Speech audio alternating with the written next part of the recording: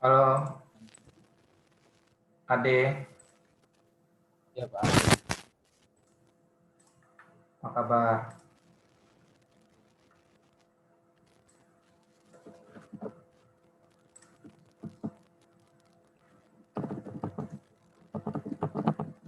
Halo, Pak.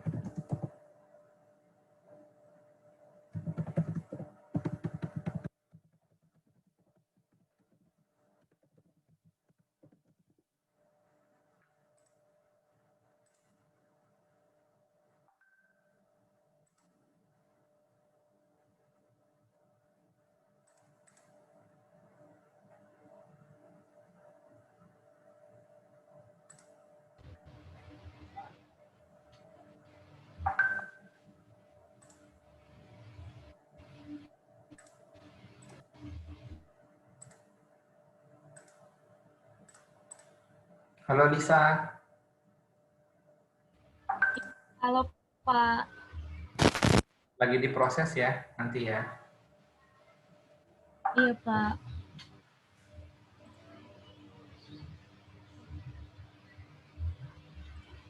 Gimana kalau sehari ini perkuliahan? Nanti Tapi nggak kata perlu. Mbak Email langsung kan Pak.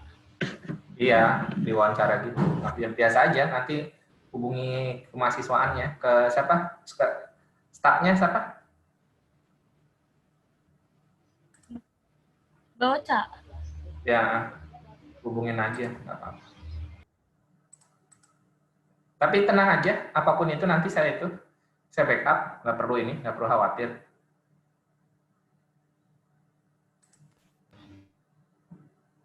Iya Pak, terima kasih ya Pak. Saya nggak, 19 sekarang bagaimana teman-temannya?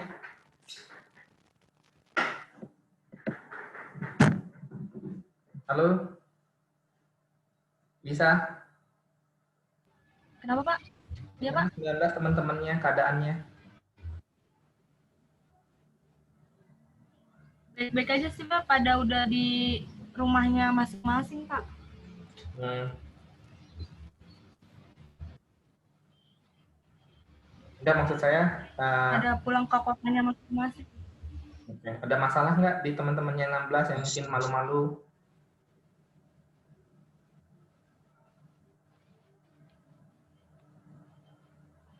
belum ada sih Pak yang sharing gitu.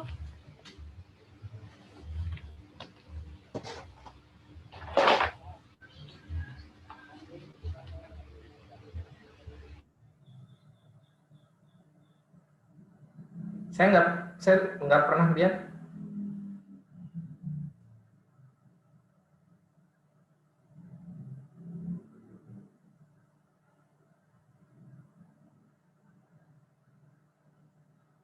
Siapa? Lisa? Halo Lisa. Kenapa Pak? Saya nggak pernah lihat mukanya, yang mana ya?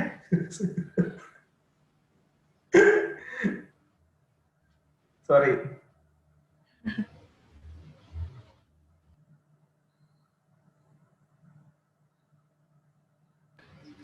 Saya pakai laptop Pak, kameranya gelap. PP mungkin dirubah kali. PP-nya. Kan tapi kan kalau memang saya kan 16 Pak, untuk 16 saya memang belum pernah. Nggak belum. Pak, Iya, saya mau tanya Pak.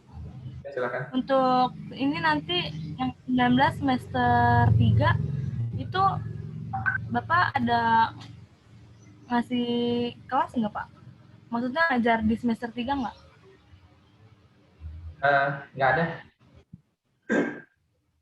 Nggak ada ya Pak? Rata semua Pak ya? Iya.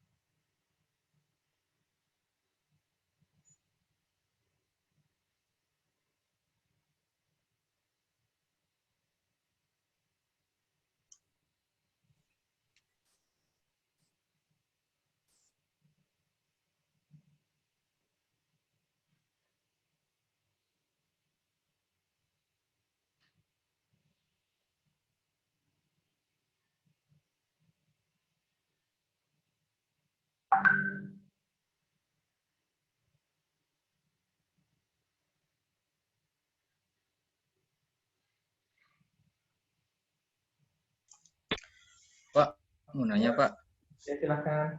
untuk yang proyek beton itu mulai kapan Pak? Nanti Pak berjalannya Pak? Apa nunggu Bebas. COVID atau bagaimana Pak? Bebas. Oh, Ya.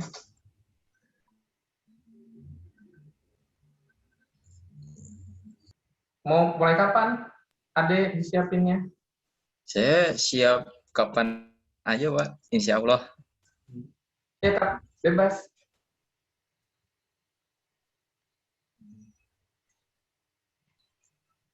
Berarti ntar ini ya di lab Pak, di lab Bakri Pak. Ya. Oke.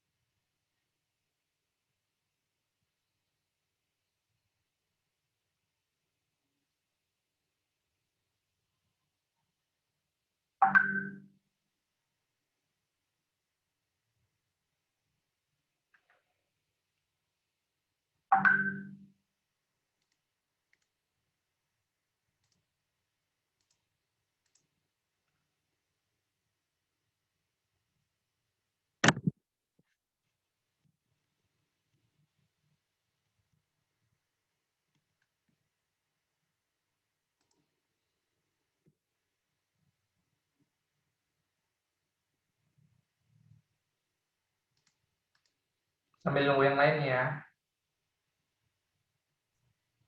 Oke Pak.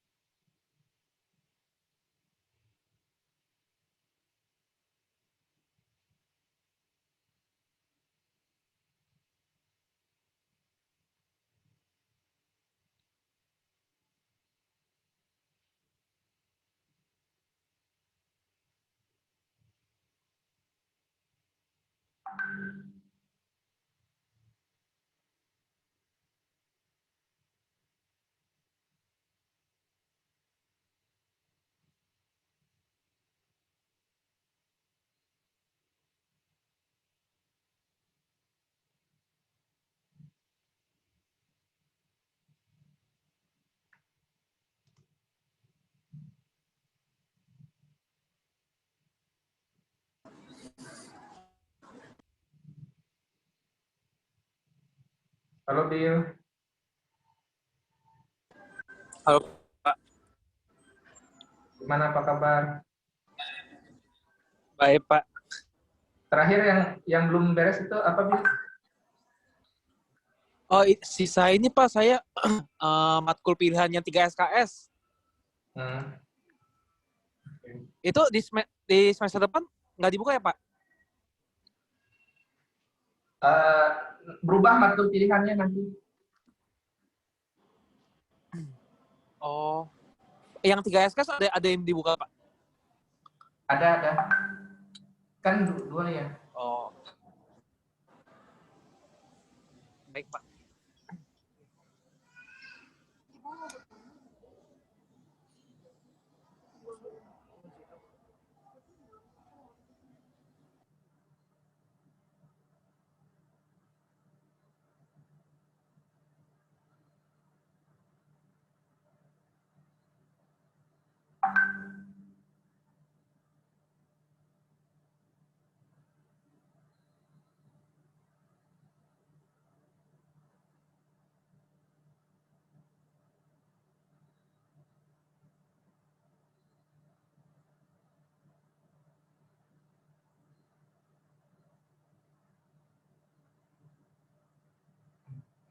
Assalamualaikum Bu, apa kabar Bu?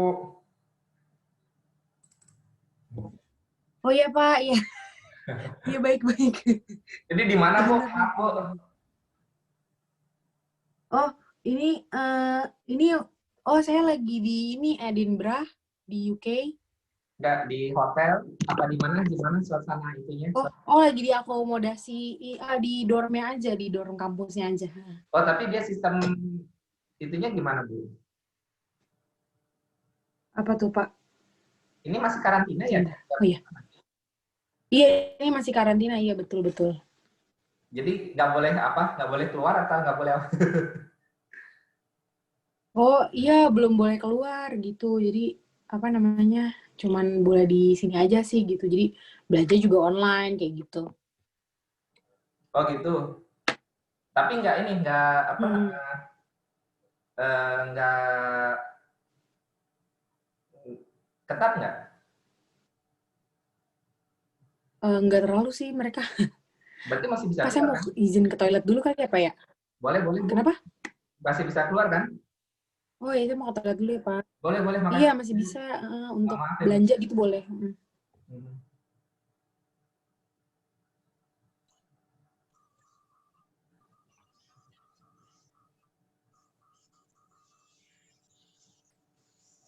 Pak, Ya silakan. ini Bu Mutia yang pernah ngisi di guest lecture itu Pak ya? Ya betul. Oh iya benar.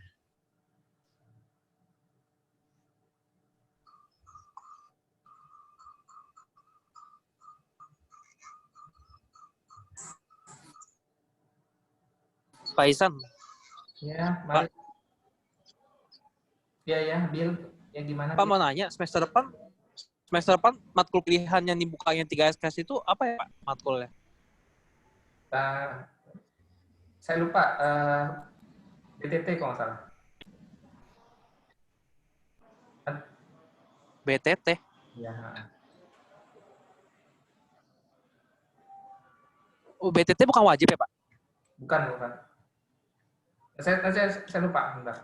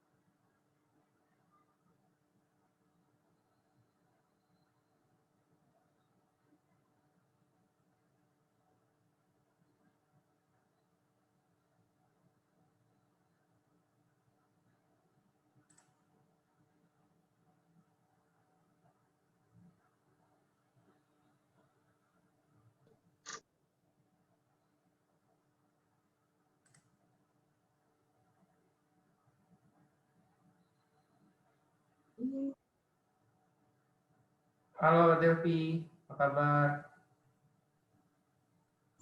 Halo Pak. Kemarin ini ya, ngobrol santuy ya? Apa Pak?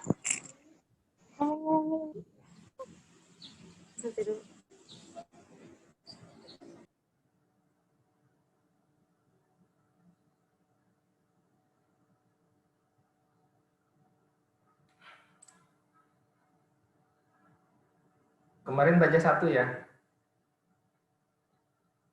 Kemarin ini ya, ngobrol santuy ya?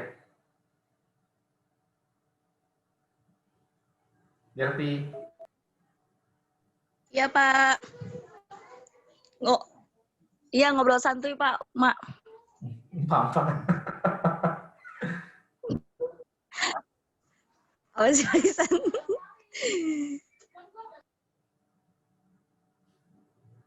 Kita sambil nunggu lagi.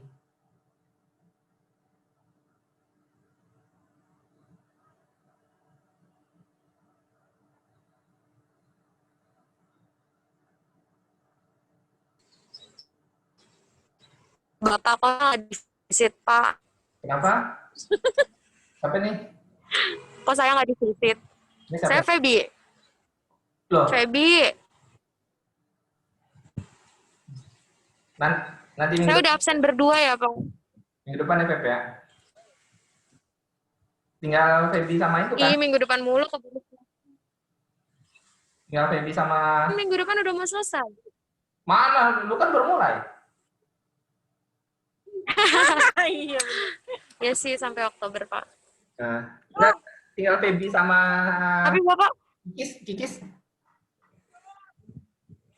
Tapi Bapak bilang minggu depannya udah dari minggu kemarin-kemarin. Baru seminggu perasaan. Kan Feby kan Ya udah. ke kampus kan itu minggu cuma baru 4 hari. Iya emang. Ya. Enggak, maksud gua kenalan dulu, establish dulu gitu kan. Ya.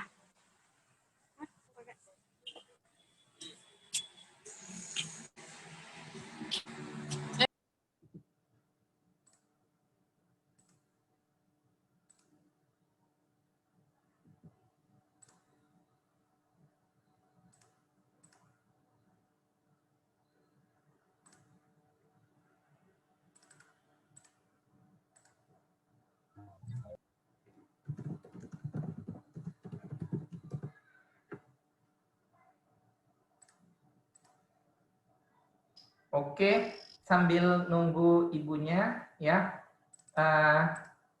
Terima kasih. Assalamualaikum warahmatullahi wabarakatuh. Selamat siang rekan-rekan semua. Iya, ini saya udah Saya ingin Pak. Iya. menyampaikan di sini ada 2017, 16, 19, 18 belum ya? Oh, 18 sudah ya. Saya ingin menyampaikan bahwa mungkin di antara kalian ada permasalahan ya menjelang semester baru, biasanya permasalahan di administrasi maupun permasalahan di keuangan ya. Apapun itu bisa hubungi saya ya. Jangan ragu-ragu. Minta tolong dikasih tahu ke temannya yang lain. Ini kan ada semua nih, 16, 17, 18, 19 ada semua ya.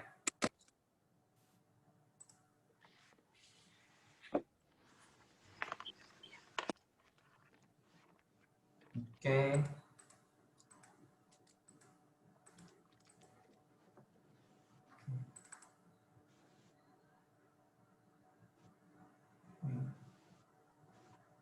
Baik. Makasih, Bu. Iya, iya Pak. Iya. Terima kasih, Bu. Iya. Ya. Baik, terima kasih semuanya. Assalamualaikum warahmatullahi wabarakatuh. Selamat siang rekan-rekan semuanya. Kali ini kita kedatangan Bu Mutia. Ya. Kalau Bu Mutia biasanya nggak mau dipanggil Ibu dia. Kemarin nggak mau. Iya. yang Kakaknya panggil Kak gitu ya. Indonesia, ya. Saat ini beliau lagi di United Kingdom ya, atau kita sebut apa? Britania Raya ya. Tepatnya di mana, Bu? Di University of Edinburgh, di Scotland. Oh, Scotland kan. Kalau di Inggris itu ada 3 negara kan sebetulnya ya. Di Inggris Raya itu 3 negara ya, Bu ya. Iya. Berarti ini di negara Scotland. Iya. Di Iya, Scotland. di Scotland. Oke. Bagaimana ini kesan-kesannya nyampe situ, Bu? Sebentar. Oh. Dalam corona Oh, gini. ini sebenarnya jadi jadi kebetulan saya baru sampainya kayak hari apa ya? Selasa. Terus udah gitu langsung ini sih kita harus isolasi dulu 14 hari gitu. Jadi belum kemana-mana gitu. Jadi pas ditawarin, oh ya udah nggak apa-apa, saya juga belum mulai kuliah. Sebenarnya mulai kuliahnya baru tanggal 20-an nanti gitu. Jadi sekarang masih isolasi dulu gitu. Dalam perjalanan bagaimana sekarang, Bu? Oh, sekarang perjalanan jadi kursinya dipisah ini sih apa ya? Jaraknya jadi ada jaraknya gitu. Kalau dari Indonesia kan saya naik Qatar, jadi dari Indonesia ke Doha itu jaraknya biasanya 1 orang, habis itu kosong terus 1 orang lagi ada. Jadi kebetulan penuh juga sih sebenarnya dari Indonesia. Baru dari Qatar ke Edinburgh-nya agak lebih sepi gitu. Jadi itu benar-benar sepi banget flight-nya gitu. Cuman emang kebanyakan di sini student juga sih. Gitu. Di Gitu aja sih tadi gimana perjalanan. Kenapa? perjalanannya? Harus tes swab kah? Sulit kah? Atau bagaimana? Oh, enggak sih, enggak lancar-lancar aja sih, alhamdulillah gitu. Jadi sebenarnya jadi sekarang tuh kalau naik beberapa maskapai ada yang wajib PCR test gitu. Cuman kalau untuk Qatar kemarin sih belum, Indonesia gitu. Yang wajib kayaknya kalau ASEAN, Filipina gitu. Jadi masih lancar-lancar aja juga sih, kemarin nggak ada masalah apa-apa, alhamdulillah gitu. Jadi sekarang udah di sini beberapa hari gitu. Secara kesan di bandara ramai apa sepi, Bu? Rame karena kecil kayaknya bandaranya ya. Jadi kelihatannya kayak rame aja sih gitu bandaranya. Jadi Di Soekarno-Hatta ramai. ke bandara sih masih rame. Iya. Oh, kalau Soekarno-Hatta juga sepi karena emang yang buka juga cuma sedikit gitu kayaknya ya. Jadi Di Doha ramai. di Soekarno-Hatta nggak terlalu ramai. Mirip Soekarno-Hatta sih, jadi banyak yang tutup gitu, toko-toko nggak semua buka. Terus udah gitu, cuman di Doha sih maksudnya orangnya banyak ya dibanding di Soekarno-Hatta. Karena kayaknya mereka kan banyak yang transit gitu ya. Gitu sih. Kalau di Edinburgh sendiri? Di Edinburgh itu kan emang sepi aja gitu kan. Bukan sepi sih, mereka lebih kayak social distancing-nya lebih gampang gitu. Dan jadi kan kita dibolehin keluar buat belanja gitu ya. Jadi paling cuman keluar tuh untuk belanja aja, dan orang sih sepi-sepi aja di sini gitu. Jadi kayak mereka juga punya ini sih, misalnya buat vulnerable people gitu, misalnya kayak buat yang orang tua itu boleh. Jadi ada waktu belanjanya sendiri gitu. Jadi kita nggak boleh keluar di jam-jam tersebut gitu, terutama nggak cuma saya, jadi semua orang yang misalnya yang kira-kira kan kalau di Indonesia mungkin apa sih bahasanya OTG gitu ya, jadi yang nggak punya gejala gitu juga, jadi tetap nggak boleh keluar ketika orang-orang yang vulnerable ini lagi keluar belanja. Kalau nggak salah jamnya berapa ya, jam 7 sampai jam 9 kayaknya jam belanja mereka deh gitu. Jadi orang-orang baru bisa keluar setelah jam 9 itu gitu. Lebih diatur ya? Gitu aja sih. Istilah kata lebih diatur mungkin ya? Sehari-hari lebih diatur aja sih. Dan sehari-hari lebih sepi atau kali ini emang sepi, emang sepi, lebih sepi sih, maksudnya nggak banyak orang di luar, jadi orang banyak belanjanya online kayak gitu. Terus maksudnya belanja buat groceries juga ya gitu, buat kayak roti segala macam, mereka juga kebanyakan online. Terus apalagi ya selain itu, jadi emang sepi, terus masih nggak boleh ada kumpul-kumpul lebih dari 15 orang kalau nggak salah kalau indoor. Kalau outdoor kemarin udah banyak banget sih orang kayak olahraga di taman gitu bareng-bareng, udah ada sih. Gitu. Baik, terima kasih Bu Nisa. Iya. Ya ini perkenalkan rekan-rekan mahasiswa ini dengan Bu Iya. Mutia ya. Kalau kita dulu pernah ketemu dengan Bu Mutia di kampus, sekarang beliau lagi di UK ya, United Kingdom ya, dalam rangka melanjutkan sekolah ya, dalam rangka melanjutkan sekolah dalam program Iya. apa itu? Program apa? Programnya jadi namanya dari Erasmus Mundus. Jadi namanya International Masters of Fire Safety Engineering gitu. Jadi ini programnya joint master's degree, jadi nggak cuma di UK aja. Jadi nanti kita pindah-pindah gitu. Jadi habis dari UK kita ke Sweden, habis dari Sweden ke Belgia gitu. Jadi programnya 2 tahun, terus dia apa ya? Ada namanya konsorsium universitasnya gitu. Jadi ini ada University of Edinburgh, terus ada Lund University di Sweden, sama ada Ghent University di Belgium gitu. Itu sih programnya kurang lebih kayak gitu. Jadi kalau orang bingung kayak ini gimana sih? Jadi tiap semester pindah-pindah kayak gitu. Ya, perlu diketahui ya, kemarin pernah ke kampus kita, beliau itu tamatan SMA, kemudian dapat beasiswa ke Kyoto University untuk S1 Teknik Sipil, yang bidangnya apa? Iya. Jadi bidangnya ini apa namanya? Mungkin boleh ini saya boleh ada di presentasi saya sih Pak, boleh ditunjukin nggak atau nggak usah aja ya? Jadi saya di bidangnya civil engineering, terus saya masuk ke labnya namanya disaster risk management. Cuman topik utamanya namanya NATEC. Jadi yang mau saya ceritain hari ini gitu, sebenarnya NATEC itu apa sih? Waktu itu sebenarnya udah pernah cerita juga sih waktu di Universitas Bakri gitu. Ya. Nah, bayangkan rekan-rekan sekalian bahwa teknik sipil itu nggak cuma struktur, nggak cuma gedung-gedung, nggak cuma ngitung-ngitung, nggak cuma jembatan, tetapi jauh sangat berkembang gitu. Dan sekarang untuk hanya S2 saja butuh berapa? Butuh 3 universitas untuk 3 universitas kan? Pindah-pindah ke 3 universitas di master di Eropa untuk membahas entah hal yang lain jauh sekali di teknik sipil, tetapi memang tetap teknik sipil. Kira-kira apa komentarnya Bu Mutia? Jadi rekan-rekan mahasiswa ini selalu berpikir teknik sipil tuh ya gedung, ya jembatan, ya apa yang dilihat, yang hard semua kan. Nah, tetapi kenyataannya teknik sipil jauh berbeda. Kira-kira apa komentarnya? Silahkan Bu.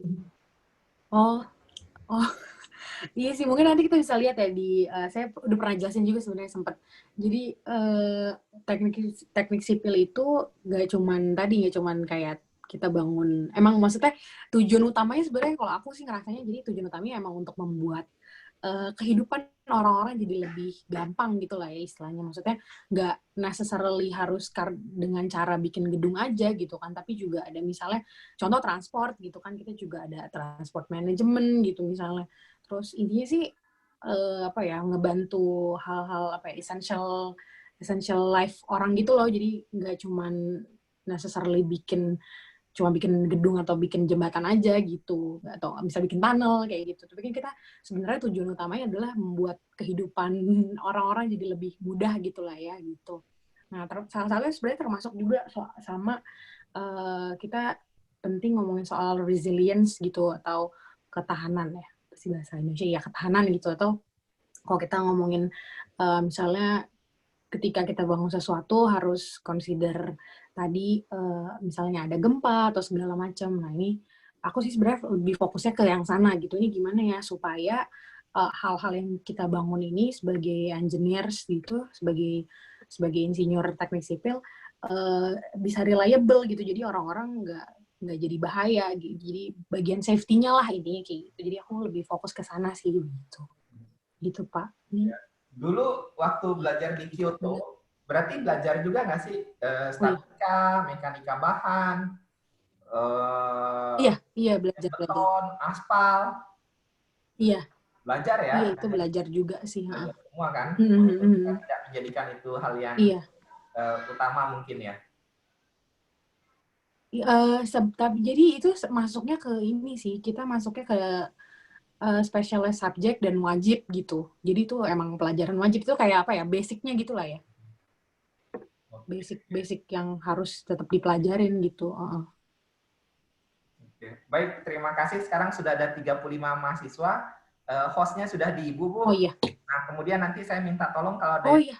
masuk di admit aja. Oh, saya yang submit. Oke. Oh Ya, iya. karena Oke, hostnya. Pak.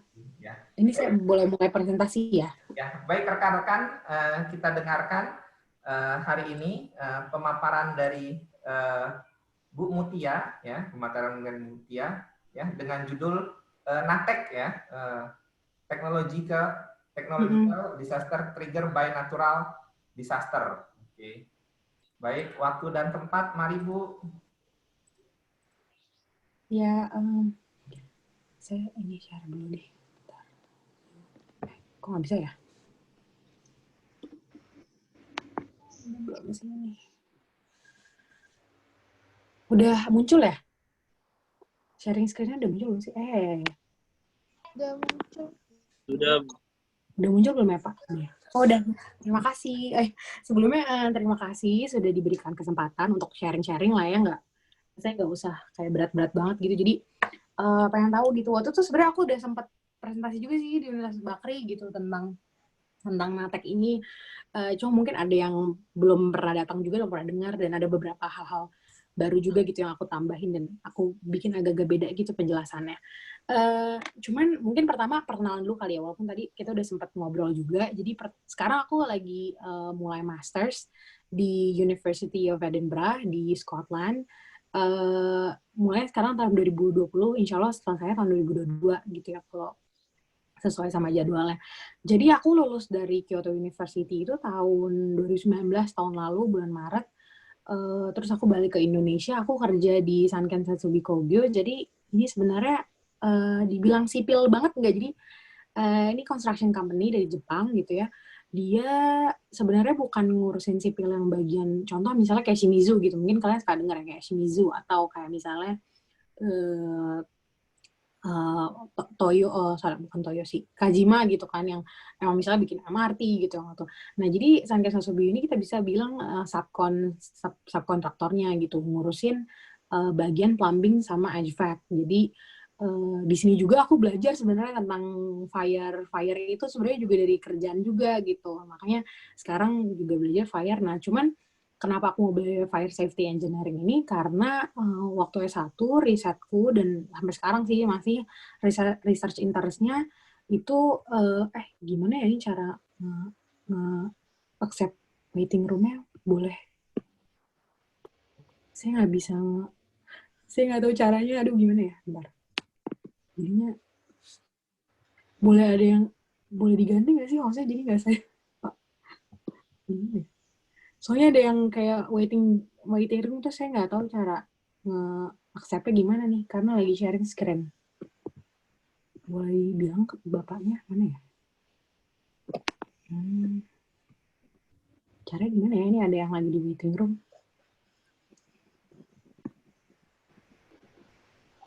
Admit. Accept-nya gimana sih? Sorry. Oh, view. Terus admit gitu ya? Iya. Admit. Oh, ini boleh ada yang bukan saya nggak hostnya. Jadinya gimana caranya sih biar hostnya ada dua, nggak bisa ya? Kayaknya nggak bisa. Okay. Harus hostnya. Oh gitu. Oke. Anyway, jadi aku kalau sambil ngejelasin suka bingung karena ada yang baru join. Nah, jadi balik lagi tadi aku mau cerita juga sedikit. Aku jadi selain jadi kan di Kyoto University itu 4 tahun ya sama civil engineering-nya. Nah, cuman aku di tahun terakhir itu nggak masuk kelas, jadi kredit aku udah selesai gitu di tahun ketiga. Terus di tahun keempat emang kita masuk ke laboratori gitu loh. Jadi di lab itu kita nyampur. Jadi ada anak bachelor kayak aku gitu, anak S1, terus anak S2, S3, postdoc. Namanya Disaster Risk Management Lab. Nah, ini juga tempat aku ngerjain skripsi gitu, jadi ngerjain undergraduate thesis. Nah, waktu aku di bagian di PRA ini atau di Disaster Risk Management Lab ini, aku baru ketemu sama yang namanya NATEC ini, karena profesorku atau supervisorku emang dia kayak salah satu frontrunner-nya NATEC lah gitu, dia yang banyak riset tentang ini gitu. Terus selain itu juga sebenarnya kenapa aku mau masuk ke disaster gitu lah ya. Jadi aku sempat intern di beberapa tempat juga, dan itu internnya juga berhubungan sama disaster. Jadi yang pertama aku pernah di Toyo Construction, tapi bagian research and development-nya gitu, jadi di lab mereka juga. Jadi terus bagian geotechnical, jadi waktu itu tentang liquefaction di dekat shore area. Jadi misalnya di Jepang juga sebenarnya walaupun kelihatannya kayak wah udah advance banget nih teknologinya gitu. Cuman sebenarnya untuk di beberapa, misalnya waktu itu permasalahannya di beberapa tempat gitu ya. Jadi kan kebanyakan industri itu letaknya di dekat sama shore area gitu, jadi dekat sama laut. Nah ini mereka banyak bermasalah gitu, apalagi takut banget soal liquefaction ini gimana gitu. Walaupun teknologi udah ada, tapi nggak ada yang murah gitu. Jadi biasanya kalau yang di gedung-gedung atau misalnya struktur yang punya pemerintah, mereka udah kuat banget karena pemerintah kan yang ngasih reinforcement segala macam. Nah, ini waktu itu kita tentang lagi research gimana sih cara kita bisa ngebantu small companies yang ada deket laut ini juga biar bisa sustain gitu loh, melawan liquefaction kalau misalnya ada gempa sama tsunami gitu. Itu sih utamanya risetnya waktu di Toyo Construction. Terus setelah itu aku juga sempat intern juga di JR East atau Japan Railway. Jadi kalian kalau misalnya ada yang suka naik KRL nggak ya? Jadi sebenarnya itu keretanya itu keretanya dari JR East gitu. Jadi waktu itu aku sempat intern di JR East juga, bagiannya tapi bukan bagian civil works yang emang ngebangun. Waktu itu kan ada lagi heboh soal Tokyo 2020 ya, jadi pas zaman itu temenku yang anak sipil lain itu dia internnya di bagian civil works yang emang lagi ngebangun stasiun baru gitu. Nah sementara aku emang daftarnya di bagian yang structure maintenance gitu. Jadi kalau dipikir structure maintenance itu apa sih, maksudnya ngurusin ini ya maintenance rel gitu. Enggak, itu beda. Atau misalnya maintenance, tapi kalau atau misalnya maintenance kereta gitu, bukan ya, itu kan bagian anak sipil, ntar ada lagi bagian maintenance lain. Jadi kalau yang maintenance structure ini bagian di misalnya stasiun, terus kan kalau kereta tuh ngelewatin kayak jembatan atau tunnel gitu ya. Nah kita ngurusin bagian maintenance ini gitu. Atau misalnya kadang kereta juga suka ngelewatin bagian-bagian daerah yang bisa aja kena longsor kayak gitu misalnya. Jadi waktu itu juga kerjanya bagiannya disaster juga waktu di JRIS. Jadi makanya semakin tertarik lah gitu sama disaster management gitu. Selain aku juga sempat volunteer juga sih di bagian disaster management. Nah mungkin langsung aja kali ya, Natek tuh apa gitu. Ini ada yang waiting sih. Oke. Ada, jadi sebenarnya ini salah satu berita paling baru Natek sih. Ini ada di beberapa minggu lalu, seminggu lalu deh kalau nggak salah ini. Namanya Hurricane Laura. Jadi ada satu pabrik, ini jadi yang keluar ya kalian kalau bisa lihat. Ini bisa lihat di berita, ini baru banget nih kayak Agustus 2027, Agustus berarti kayak 2 mingguan lalu gitu, di US, di Louisiana, di Amerika. Jadi si Hurricane Laura ini yang menyebabkan tank ini kebakar gitu. Cuman kalau setahu aku sampai sekarang emang belum ada sih rilis resmi investigasinya. Jadi secara detail tanknya kenapa itu belum ada gitu. Cuma balik lagi tadi Natek definisinya apa? Jadi ini contoh Natek ya, kejadian Natek. Jadi Natek itu adalah technological accident gitu ya. Jadi kecelakaan teknologi yang di-trigger sama natural disaster gitu. Kalau dalam hal ini kan karena hurricane gitu. Nah, biasanya dia konsekuensinya adalah kita biasa bilang istilah akademiknya atau istilah teknikalnya adalah loss of containment. Jadi ada hazardous materials atau hazmat kita bilangnya yang keluar gitu dan bikin ada fire, explosion atau toxic release gitu. Kalau yang di kanan itu dia fire juga, toxic release juga gitu ya. Kita bilangnya natek accidents. Nah, biasanya natek accidents ini dikategorikan sebagai low probabilities dan high impact event. Jadi emang kelihatannya tuh kayak kok jarang ya gitu. Tapi impact-nya sebenarnya besar banget gitu, secara lingkungan, secara ekonomi gitu kan, kesehatan gitu, banyak banget. Nah, dibilang low probability ini sebenarnya agak-agak menurutku kalau buat sekarang karena kita tahu ada climate crisis gitu ya. Ini climate crisis itu bakal meningkatkan intensitas hydrometeorological accident, disaster gitu, kayak contohnya storms atau misalnya curah hujan yang tidak biasa gitu. Ini climate crisis ini yang meningkatkan intensitas disaster tersebut. Jadinya makanya kalau misalnya kita lihat gitu ya, apakah ntar akan menjadi low probability, kita nggak tahu gitu, karena si climate ini berganti terus, changing gitu. Anyway, sebentar ini masih itu kan. Oke. Terus udah gitu sebenarnya kayak gimana sih contohnya gitu ya? Aku mau ngasih contoh aja sih. Contoh natural hazard-nya gitu. Ada earthquake, tsunami, storm, lightning. Nah, ada juga nih biasanya misalnya dari, aku nggak masukin banjir, biasanya banjir juga. Nah, storm atau storm surges ini, kalian kalau misalnya mungkin nggak pernah dengar storm surges, mungkin karena di Indonesia juga belum ada gitu ya. Jadi storm surges ini biasanya contohnya dia dari ada storm, dia ngebawa, jadi si angin ini tuh ngebawa, bukan cuma bawa angin, tapi dia ngebawa air laut gitu. Kayak gini contoh, jadi ntar dia bikin banjir gitu. Dan ini sebenarnya bahaya. Dan si angin itu tuh dia punya capability untuk bawa air itu tuh sampai jauh gitu loh jaraknya gitu. Nah, biasanya ini tuh ntar skenario accident-nya atau skenario kecelakaannya bisa banyak banget. Ada explosion, ada fire, ada vapor cloud, oil spill. Vapor cloud kayak tadi juga tuh yang kalau misalnya keluar klorin. Terus oil spill, ada Blavi juga. Sebentar ya, ada yang ini gimana sih caranya? Nah, sebenarnya selain itu juga ini contoh-contoh kejadian attack yang udah pernah ada gitu ya. Oil spill karena Hurricane Katrina tahun 2005. Jadi 10 tahun ke belakang ini banyak banget kejadian-kejadian attack, terutama di, kita bisa bilang di industrialized countries gitu. Jadi emang negara-negara yang tadi yang industrialized gitu, kayak Jepang, Amerika, Uni Eropa, negara-negara Uni Eropa gitu. Cuman menurut saya kenapa nanti, saya mungkin akan sebutin ya kenapa sebenarnya jadi relevan gitu sebagai kita orang Indonesia gitu kan. Sorry banget. Nah, jadi ini mau balik lagi 10 tahun ke belakang, tadi saya udah sebutin banyak banget kejadian attack gitu. Salah satu yang paling besar nih sebenarnya adalah oil spill di Hurricane Katrina. Jadi kok bisa lihat di situ ya, di sini tuh banjir, ini bisa lihat kalian banjir, tapi ini tuh minyak banjir ya. Gitu. Jadi bayangin seberapa parahnya, dan ini adalah pemukiman warga. Pemukiman warga ini kebanjiran, tapi kebanjiran sama oil atau minyak gitu. Waktu itu jadi profesorku itu dia punya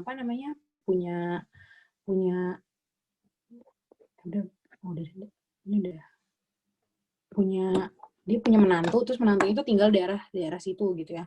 Dan dia bilang emang kayak banjirnya tuh sepinggang gitu, dan itu oil, jadi parah banget. Nah, yang paling baru juga selain tadi, yang tadi kan sebelumnya karena di Amerika tuh yang hurricane tahun ini yang Agustus tanggal 27.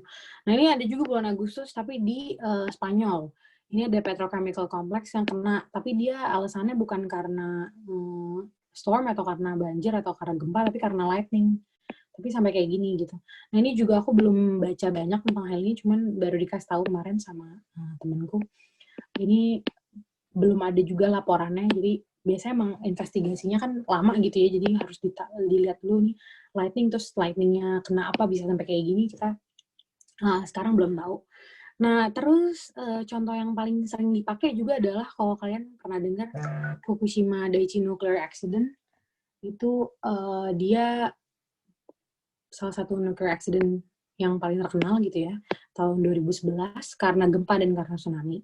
Nah, sebenarnya selain Fukushima Daiichi Nuclear Accident ini, ketika tahun 2011 itu, dia ada banyak accident lain gitu. Contoh, ada di Chiba, yang ini yang aku kasih fotonya ini, dia di Chiba. Dia ada satu tank, dia juga meledak gitu. Dan masalahnya adalah, tank ini ketika meledak, dia bisa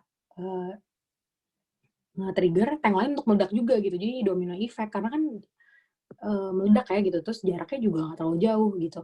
Nah, ini yang jadi sebenarnya concern orang-orang yang kenapa attack ini problematik gitu, maksudnya dinamikanya tuh beda-beda gitu di setiap instalasi, apa jenis-jenis tanknya beda, jenis-jenis selain geographically daerahnya juga beda-beda gitu. Jadi dia terekspos sama natural disasters yang berbeda-beda. Makanya aku tertarik banget riset tentang ini dan menurutku menarik banget gitu.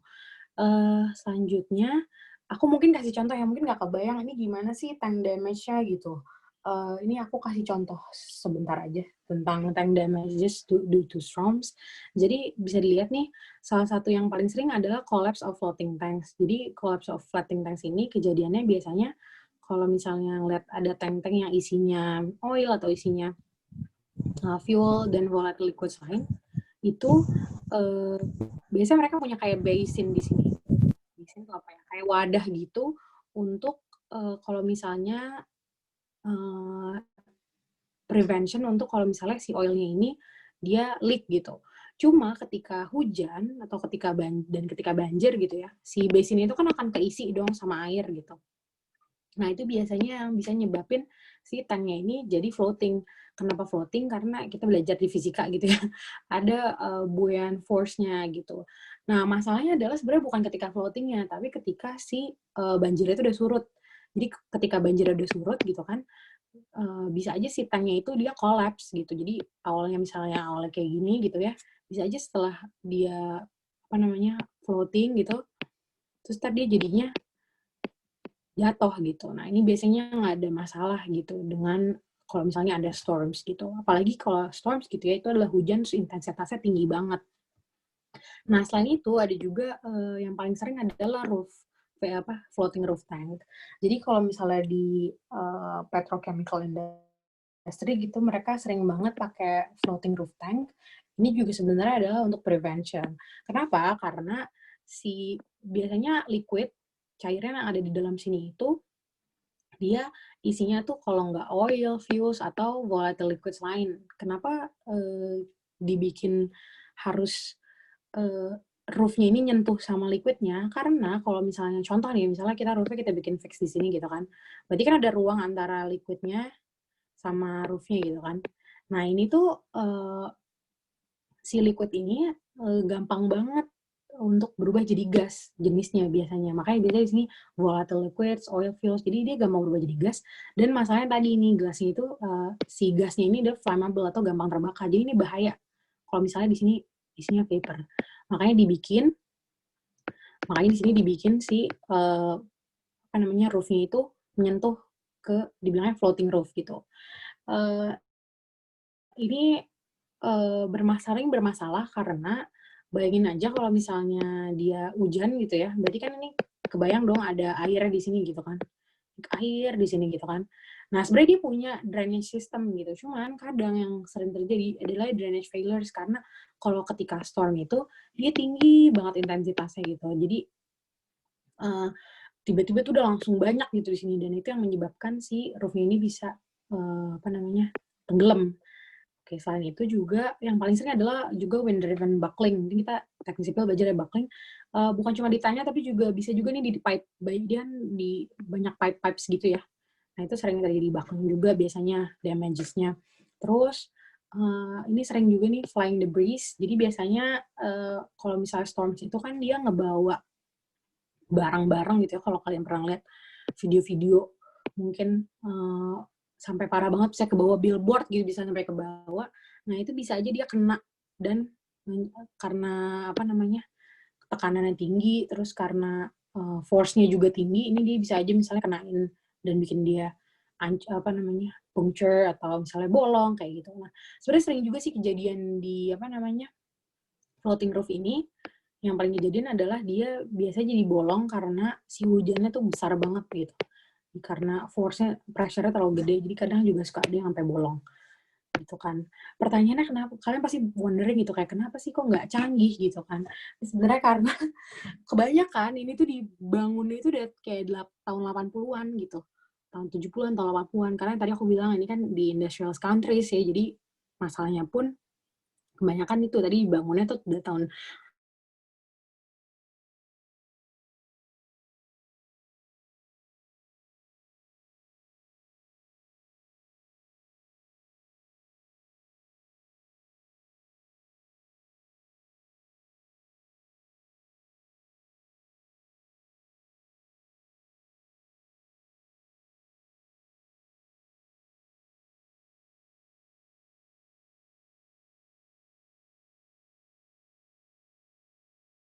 Halo?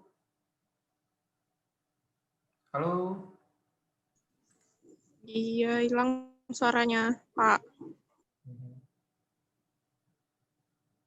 Oke, mungkin terputus mungkin ya. Halo Nisa?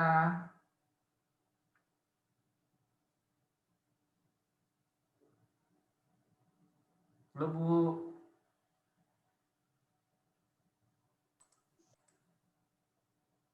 Bu Nisa? Bu Mutia?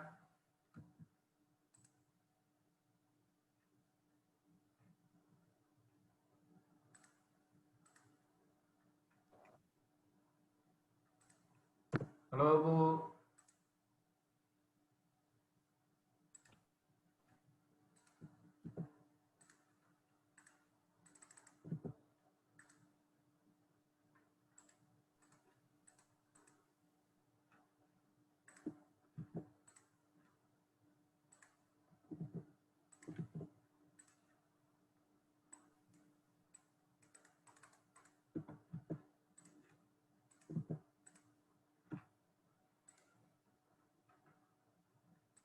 Assalamualaikum Bu. Halo Bu. Bu Mutia. Halo Bu. Ya sambil nunggu Bu Mutia, mungkin rekan-rekan ada yang mau ditanyakan? Bisa di kolom chat atau di WA-nya, WA grupnya. Halo Bu.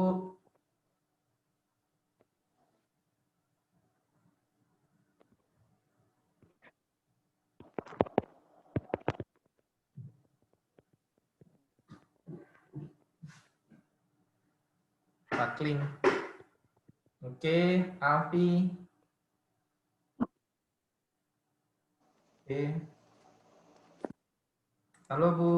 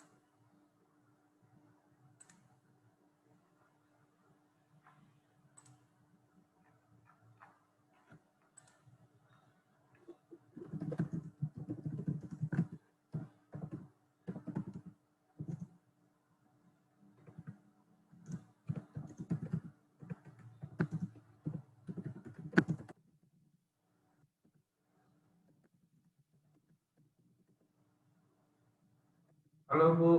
Bu Nisa.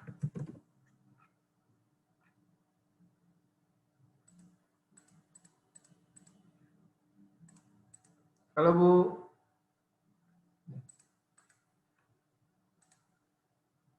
Oke, terputus ya. Ya kira-kira oke.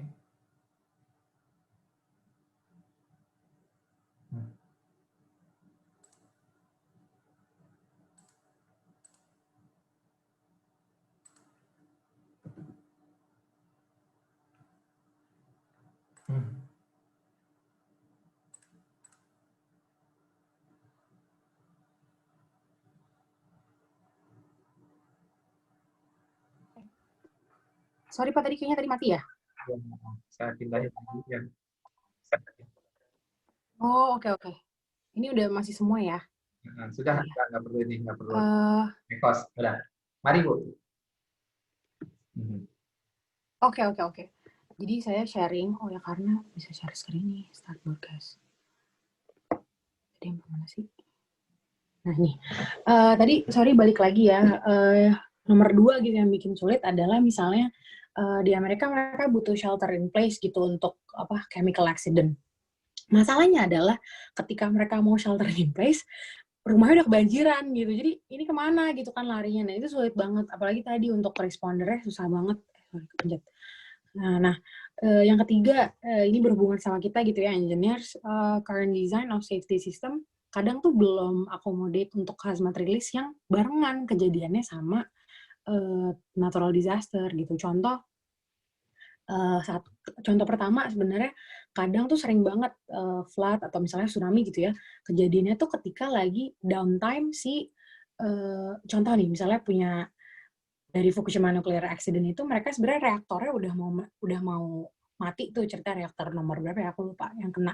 Cuman kan pasti biasanya listrik biasanya mati nih. Dari listrik mati itu biasanya dia udah punya apa namanya dari listrik mati itu dia biasanya udah punya listrik mati itu biasanya dia udah punya dong apa namanya genset. Nah saya gensetnya udah keburu tenggelam ketika lagi downtime, ketika lagi kayak menuju mati gitu. Nah ini juga sama kejadiannya sama waktu itu yang ada di tesis aku, case yang ada di tesis aku itu ceritanya dia tahun 2018 ada banjir di Okayama Prefecture. Nah itu banjirnya itu dia bikin explosion di aluminium plant, jadi meledak gitu loh. Dan itu tuh dia posisinya dekat banget sama pemukiman warga, terus sampai ada fire blast juga. Jadi ada yang fire blast tuh ada barang-barang yang kayak sampai mental-mental dan itu api gitu loh. Nah itu tuh fireball ya, fireball juga yang itu sampai mental. Nah itu untungnya tapi warga udah pada udah pada evakuasi gitu, jadi nggak ada di rumah mereka. Cuma jadi kebakar gitu. Jadi masalahnya adalah waktu itu sebenarnya udah dimatiin gitu, cuman ketika lagi downtime itu udah keburu banjir. Nah itu sebenarnya banyak banget masalah-masalah di situ. Dan yang tadi juga aku udah bilang ini struktur lama kebanyakan gitu. Jadi kalau buat plan yang di Okayama yang tadi aku sebutin di tesis aku itu mereka juga dibangunin tahun 80-an gitu. Ketika Jepang lagi baru banyak bangun gitu. Dan yang kedua, tadi kan aku cerita tentang floating roof ya. Jadi misalnya floating roof ini tuh sebenarnya juga punya drainage system dan pasti udah didesain dong ini kalau misalnya ada hujan gimana. Nah tapi masalahnya kebanyakan desainnya itu mereka cuma bisa hold up untuk 10 inches of rain, jadi sekitar 25 cm tanpa drainage. Walaupun jadi mereka juga punya sistem drainage, cuman kalau drainage hancur juga, maksudnya rusak juga gitu kan. Ketika ada Hurricane Harvey, jadi di Amerika nggak cuma Hurricane Katrina juga, tapi Hurricane Harvey juga waktu itu bikin attack accident yang banyak, oil spill yang banyak. Nah itu dia ada 50 inci langsung gitu di beberapa area. Jadi emang ini tuh belum akomodit untuk attack gitu. Makanya ini beberapa isu di risk management attack. Selain itu juga ketika kita ngomongin risk management, kita ngomongin tentang risk assessment gitu. Untuk risk assessment sendiri di chemical industry atau di petrochemical industry gitu ya, kadang tuh belum ada metodologi yang kayak best practice, belum. Ini yang dilakuin sama researcher sih sebenarnya. Jadi kita nyari metodologisnya, best practice-nya gimana untuk analyze, untuk assess, dan untuk bikin peta attack risk-nya ini gimana di setiap fasilitas gitu. Kayak contoh misalnya tadi kalau di Amerika atau misalnya di Indonesia Cilegon gitu deh. Ini tuh banyak banget gitu loh. Jadi kita tiap tank atau tiap fasilitas ini tuh harus kita assess gitu risk-nya. Dan ini yang membuat Natek itu jadi yang tadi aku bilang dinamikanya sulit sekali gitu. Karena beda-beda. Nah, ini yang sekarang yang dikerjakan sama researcher lah gitu intinya. Terus yang selanjutnya adalah jarang banget ada kode-kode atau legislasi yang ngomongin chemical accident risk yang di-trigger sama natural disaster gitu. Jadi masih sedikit banget yang ngomongin tentang ini. Walaupun kalau di EU, di California udah namanya CalArts, di EU namanya Seveso 3, yang paling maju gitu di European Union.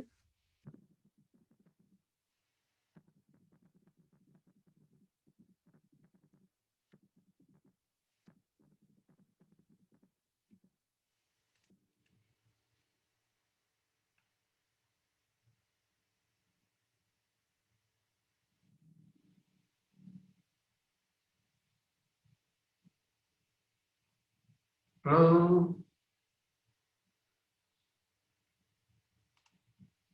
Jadi mungkin jarang dibahas gitu. Nah, selanjutnya aku balik mau ngomongin tentang latex risk assessment. Jadi kan tadi buat manajemen ini penting banget sebenarnya untuk kita pertama tahu dulu nih resikonya seberapa sih gitu. Nah, materi risk assessment tuh apa sih gitu ya? Mungkin kalian juga masih wonder nih kayak apa sih risk assessment tuh gitu. Nah, biasanya risk assessment ini dibutuhkan untuk tahu kayak gimana sih prevention sama preparedness yang harus kita lakukan untuk mengurangi resikonya gitu. Karena kan pasti sebenarnya resikonya pasti ada gitu, probability-nya pasti ada. Cuma gimana sih cara kita ngurangin impact-nya sama resikonya. Nah, assessment ini bentuknya ada macam-macam ya, ada kuantitatif, ada semi kuantitatif, sama kualitatif. Ini untuk nantek loh ya. Jadi bukan cuman chemical accident aja, tapi untuk nantek. Nah, ini yang paling bagus sebenarnya rapid and example. Dia di develop juga sama European Union Joint Commission Research Center kalau nggak salah. Mereka bikin si rapid and risk assessment ini gitu. Biasanya kalau waktu aku presentasi juga ada yang nanya, ini produknya apa sih gitu. Sebenarnya produk risk assessment itu adalah dokumen gitu. Jadi di dalam dokumen itu nanti kita bisa tadi ada petanya, terus tahu seberapa bahayakah ini gitu. Dan ini tuh penting sebenarnya untuk dikomunikasikan antara stakeholders. Jadi swasta bisa jadi untuk komunikasi antara pemerintah sama swasta. Jadi kita punya segini, jadi transparan gitu. Bahayanya ada segini, dan ini kira-kira kalau ada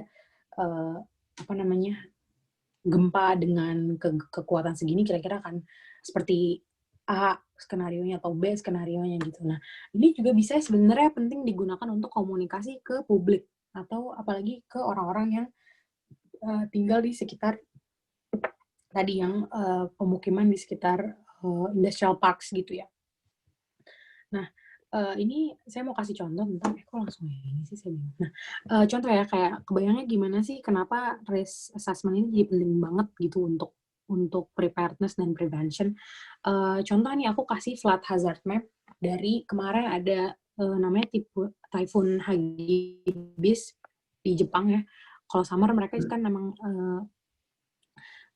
musimnya typhoon. Nah, mereka nih ada nih punya petanya kira-kira akan kayak gimana sih gitu kan banjirnya gitu kan. Akan sampai mana gitu. Jadi kalau aku tinggal daerah sini, oh berarti aku tahu aku harus evakuasi at least aku sampai sini gitu kan. Ini versi kecilnya aja gitu. Maksudnya yang detailnya biasanya kalau di Jepang kita punya gitu di setiap municipality kayak setiap RW gitu lah ya. Udah ada gitu, udah tahu gimana kira-kira evakuasinya harus gimana sih gitu kan. Ketika kita kan saintis tuh senangnya apa ya? Forecasting gitu lah, prediksi kira-kira sampai mana sih gitu. Nah, disitulah sebenarnya pentingnya forecasting. Jadi kita udah tahu nih, oh oke, kalau gitu aku akan bisa evakuasi sampai sini gitu. Nah, masalahnya ketika nantek tadi kita nggak punya peta kayak gini, gitu kan, kita jadi nggak tahu itu mau evakuasi sampai mana gitu. Contoh tadi kalau aku korban dari hurricane, aku tinggal di Louisiana gitu, aku nggak tahu aku harus lari sampai mana nih gitu. Apalagi dengan kejadian ada banjir juga ya kan. Nah, ini aku mau kasih contoh salah satu risk assessment pakai rapid end gitu. Jadi dia ini nggak kelihatan ya. Jadi di sini kalau rapid end itu contoh nih, aku cuman mau nge-assess satu storage tank di sini. Rasa ini nggak kelihatan banget ya waktu itu. Sorry kecil banget nih, sorry banget. Nah, ini aku ngasih hazard parameternya adalah berdasarkan jadi California ini emang sering banget kena gempa juga. Dia seismiknya kegiatan seismiknya kayak frekuensinya sering gitu, dan ini jadi kita pakai data berapa gitu gempanya kita masukin di sini nanti sesuai sama daerahnya gitu ya. Terus kita masukin ini storage tank ini isinya apa, jadi misalnya kalau nggak salah ini isinya apa ya, bensin atau apa ya, aku lupa. Oh ini bukan, ini kayaknya daerah, ini water treatment plant, jadi nggak cuma petrochemical aja ya, ini juga ini water treatment plant, jadi isinya emang berbahaya juga. Terus udah gitu kita tahu dalamnya ada berapa. Nah, nanti si rapid end ini yang akan langsung nge-modeling atau nge-simulasi kira-kira akan ada apa sih kejadian ini. Mungkin nggak kelihatan tulisannya fire explosion. Ini adalah probability-nya. Jadi kira-kira probability-nya segini. Jadi ini adalah skenarionya gitu. Ini skenarionya. Terus ini probability-nya kira-kira berapa persen kejadiannya akan kemungkinan kejadian. Terus ini endpoint distance-nya atau kira-kira berapa sih jaraknya gitu. Nah, jadi nanti biasanya contoh dari yang sini, kalau misalnya, eh, sebanyak apa gitu akan kejadian. Jadi misalnya kalau yang lihat di S2 ini, dia probability-nya biasanya lebih besar gitu ya. Dia ada berapa jumlah toxic yang akan keluar. Terus berapa radiusnya dari satu tank ini gitu. Cuma yang tadi aku bilang, masalahnya di Natek ini tuh kita harus nge-assess semua tank, semua semua fasilitas ini gitu. Semua installation ini. Jadi misalnya ini cuma dari satu tank doang, tapi kan satu tank ini bisa nyebabin explosion ke tank lain gitu, ya kan? Nah itu makanya yang bikin tadi aku bilang Natek Risk Assessment jadi kayak sulit banget. Makanya sekarang kita lagi cari best practice-nya gimana sih gitu. Nah selain itu, tadi aku mau cerita, gimana sih kalau kita udah tahu nih ya risk assessment-nya, kira-kira bakal segitu explosion-nya atau bakal segitu fire-nya. Kita jadi bisa memberikan measures gitu, prevention-nya kayak gimana. Buat dari engineering sendiri, sebenarnya ada structural, ada organizational, cuman aku di sini ngasihnya structural aja. Kalau buat engineering sendiri gitu, jadi kita bisa pakai performance-based design, contohnya, terus misalnya seismic building code-nya harus kita perkuat gitu, harus kita update terus retrofitting sama adaptation juga harus dilakuin. Jadi contoh setelah yang aku ceritain lagi, agak mundur lagi. Yang aku ceritain ya di Chiba ini kan tadi aku bilang mereka jarak antara tanknya itu deket gitu kan. Nggak deket sih sebenarnya, maksudnya ada jaraknya lah gitu. Nah, karena tahu dia bikin domino effect, jadi setelah itu pemerintah bikin peraturan baru. Jadi minimal jaraknya jadi harus lebih besar gitu. Nah, ini juga kan jadinya untuk industri mau comply juga ini harus sulit. Jadi secara risk governance juga harus bagus, karena kalau misalnya dia jaraknya jadi lebih jauh gitu ya dari misalnya dari yang ini gitu, misalnya ini dibandingkan dengan yang ini kan pasti yang si jarak jauh ini kan pasti lebih mahal gitu, karena mereka butuh land lebih besar. Makanya ini gimana caranya supaya juga industri harus comply sama regulasi yang baru gitu. Dan banyak banget sih yang bisa dieksplor dari Natek ini gitu. Salah satunya tadi. Terus selain itu juga, ini tadi aku udah kasih contoh ya, kalau California State mereka bikin peraturan baru namanya CalArt yang considering Natek disaster gitu. Terus di Jepang mereka punya guidelines for earthquake risk management at industrial park, tapi mereka baru considering earthquake aja. Jadi mereka bikin modeling nih kira-kira kalau ada gempa gimana di industrial park, tapi belum ada nih buat storm sama storm surges gitu. Jadi belum terlalu lengkap, cuman mereka udah punya guidelines untuk hal tersebut.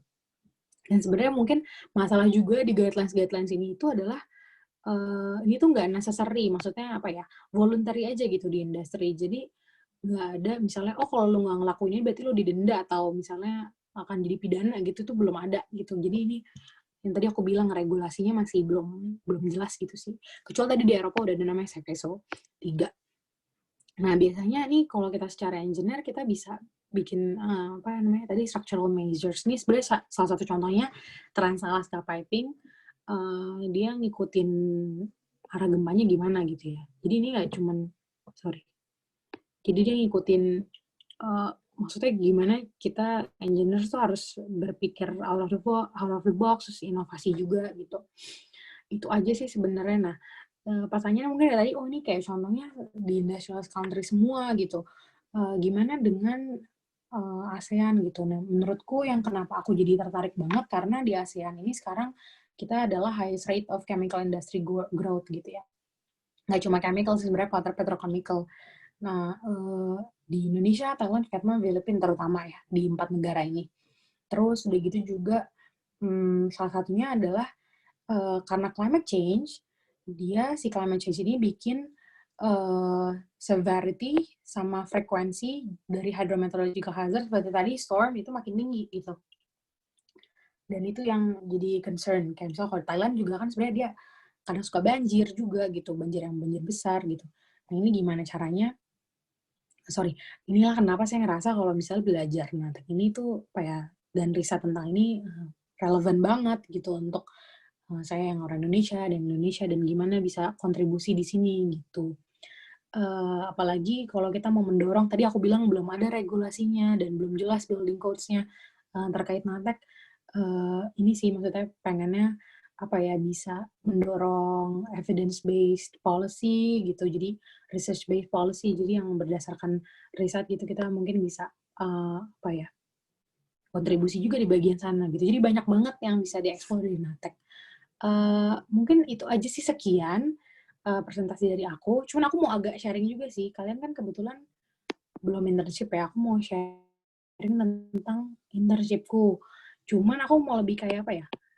Ini sih cara daftarnya di mana dan segala macam. Jadi aku mau cerita sedikit internship aku waktu itu di JR itu. Sebenarnya ini tuh bisa didaftar sama mahasiswa Indonesia juga yang adanya di yang sekolah di Indonesia. Waktu itu jadi temenku justru udah lebih dulu internship daripada aku, dia kuliah di Indonesia. Nah, ini kalian bisa daftar, namanya Connect Job IU Agent kalau nggak salah ya. Tadi aku sempat nyari-nyari, aku lupa. Nah, ini di sini boleh dicatat nih, Connect Job, jobconnectiu.com. Mereka biasanya langsung kita biasanya, jadi biasanya tuh emang banyak peminatnya. Jadi kalau nggak salah pas tahun aku tuh kayak ada berapa ribu orang gitu, aku juga baru tahu. Terus gini, nanti kita daftar di sini, namanya Connect Job, jobconnectiu.com. Cari aja nanti JRIS gitu.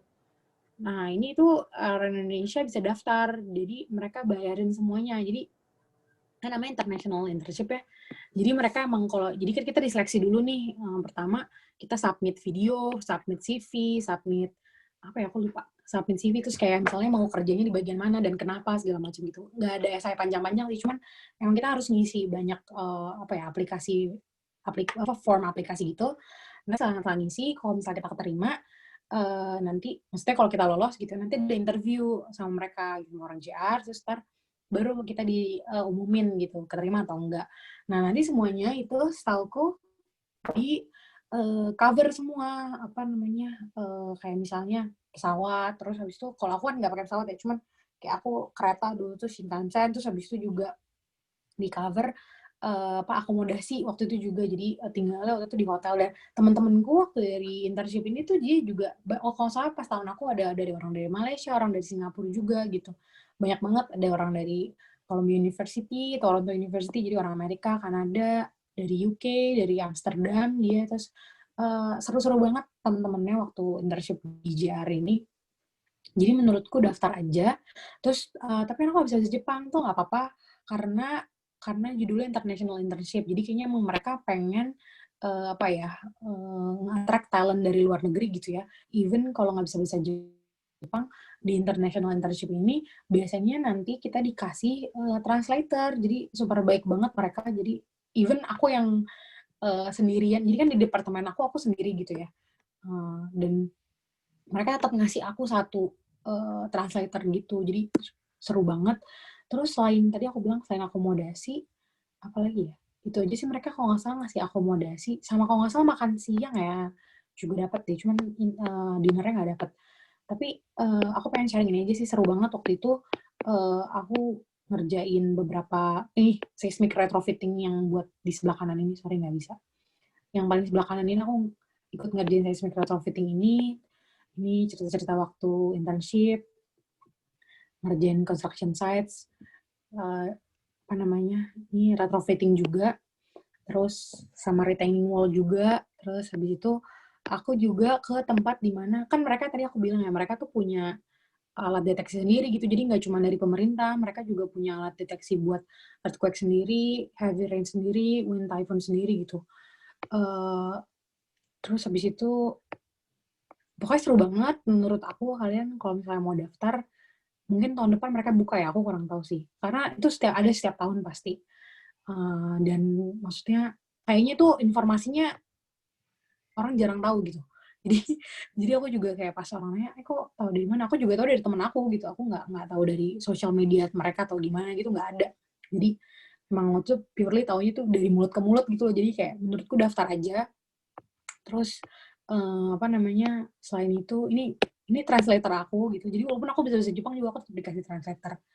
Itu seru banget sih. Jadi menurutku kalau kalian daftar. Waktu itu aku juga ngerjain apa sih namanya, Jadi nggak cuma struktur aja ya, jadi di station juga gimana, itu aku juga nggak sempat ngerjain. Jadi kayak new platform door ini aku kayak sama supervisor aku kayak nge-oversee, mereka lagi ngeganti platform door-nya jadi yang ke sebelah kanan gitu.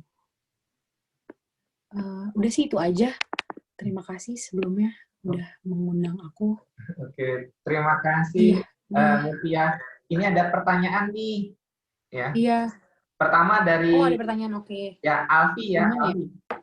Alfi, ada Alfi? Alfi?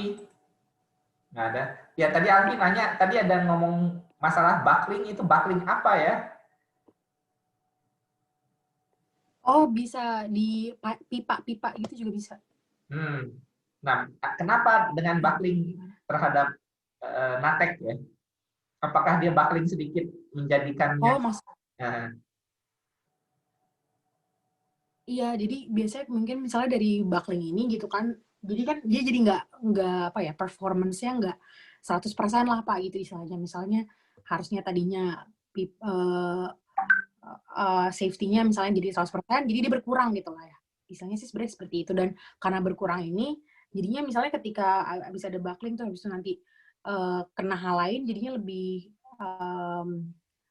apa sih, maintenance-nya jadi lebih sulit juga sih gitu. Intinya tadi sih kalau misalnya kita punya kan kita punya safety measures misalnya oleh berapa persen jadi lebih berkurang sih misalnya karena buckling itu juga gitu. Terus kalau misalnya biasa kejadiannya mungkin di pipa gitu kali ya. Oh, ini ada yang chat-chat ini. Iya. Untuk likuidifikasi. Meredam dan cara gitu ya. Chemical explosion akibat natural disaster ya. Bagaimana cara meredam dan cara mengatasi polusi dari explosion-nya gitu ya. Dari Faisal, Iya. di atas. Oh gitu, oke. Untuk penanganan chemical explosion, bagaimana cara meredamnya dan cara mengatasi polusi. Oh, ini yang di atas ada Pak. Untuk likuifaksi yang sempat disinggung, cara penanganan yang tepat bagaimana, terus untuk di skala kecil penanganan gimana. Oh, itu liquefaction yang waktu aku internship ya, ini beda lagi sama Natek. Waktu itu, jadi kita kan riset, terus kita ngerjain modeling gitu loh, modeling di, apa sih namanya, yang diputer gitu. Kok aku lupa namanya sih, nama alatnya. Nah, jadi itu nanti setelah modeling kan ketahuan tuh berapa, terus kita sebenarnya waktu itu, kan aku cuman intern ya, jadi nggak sampai oversee project selesai, cuman waktu itu sebenarnya tujuannya mau nyari gimana ya caranya supaya lebih affordable, karena biasanya disuntik gitu, jadi si retaining wall-nya biasa disuntik sama kayak konkret gitu ya, kan bisa kayak gitu. Nah, cuma itu sebenarnya mahal sekali gitu kan. Apalagi kalau di Jepang kan kita tahu Jepang tuh coastline kayak Indonesia sih sebenarnya. Apa sih, coastline countries gitu ya. Jadi terus kebanyakan banyakan adanya di sana gitu. Si ininya, aduh mana sih nggak kelihatan lagi chatnya. Kebanyakan lokasinya ada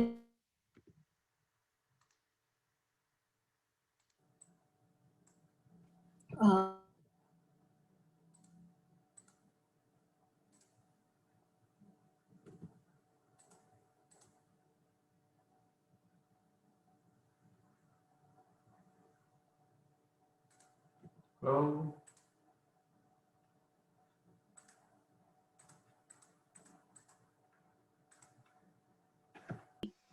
liquefaction ini dengan cara lebih murah gitu, karena kalau dari government dia biasanya emang struktur-strukturnya udah retrofit.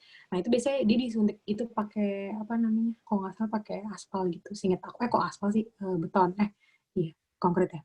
Terus tadi penanganan chemical explosion, bagaimana cara meredamnya dan cara mengatasi polusi dari explosion-nya. Nah itu makanya sulit banget kalau untuk mengatasi polusi dari explosion. Kayak biasanya emang apa ya, harsh truth gitu sih, jadi kayak kalau udah rilis ya udah gitu, maksudnya apalagi ke udara ya, kalau misalnya kayak di nuclear accident kan kita bisa coba tuh gimana caranya biar dia nggak keluar, kayak contoh biar dia nggak, kalau di Jepang di Fukushima dia di dalam tanahnya itu profesor aku juga yang ngerjain, profesor maksudnya dosen aku yang ngerjainnya supaya dia nggak ngalir ke dalam soil, apa sih, nggak nggak kan dia permeable ya. Iya. Jadi dia nggak ke permeate ke soil lain gitu. Jadi dia bikin kayak semacam bahasa Indonesia apa sih?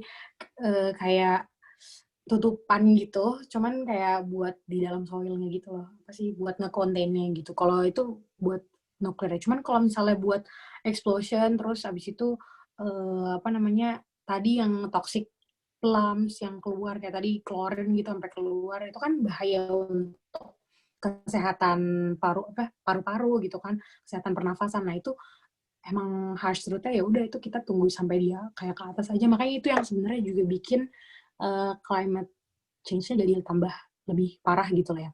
Nah, biasanya kalau untuk meredamnya emang pemadam kebakaran. Nah, ini juga sebenarnya salah satu concern di riset kita waktu di Jepang juga. Gimana ya pemadam kebakaran ini punya apa ya?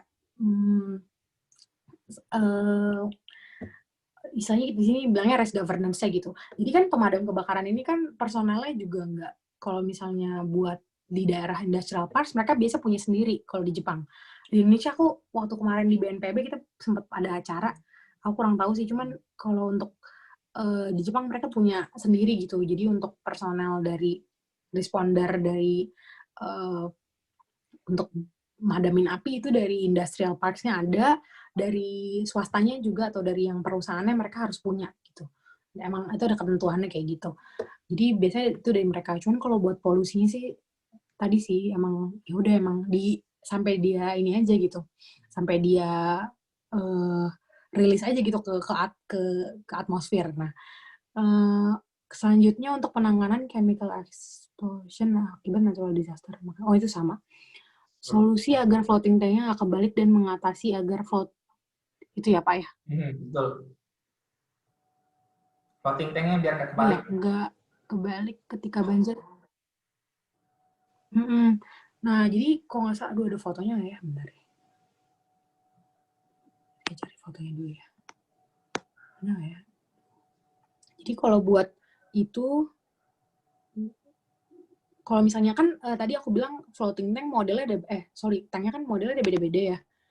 Nah, ada juga nih yang kayak bentuknya bulat gitu, kalau yang kayak di Chiba namanya apa ya? Aku lupa. Kan ada bentuknya, ada yang silinder gitu kan, terus ada yang kayak dome gitu. Yang kalau dome itu mereka biasanya ngasih reinforcement gitu. Jadi setelah tahun 2011 itu mereka ngasih reinforcement supaya dia nggak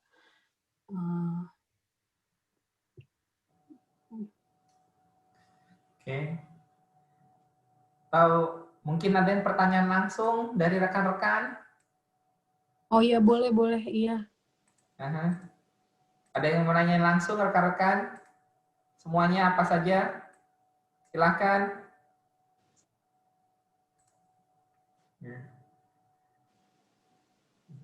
Ya. Citra lanjutin, dia nanya kalau jadi memprediksi liquefaction itu bagaimana? Kapan terjadinya? Jadi sebenarnya kita bukan ngeprediksi sih Pak. Jadi